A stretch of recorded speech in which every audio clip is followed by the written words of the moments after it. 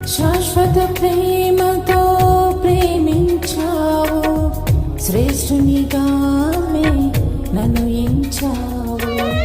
శాశ్వత ప్రేమతో ప్రేమించావు, శ్రేష్ఠునిగానే నన్ను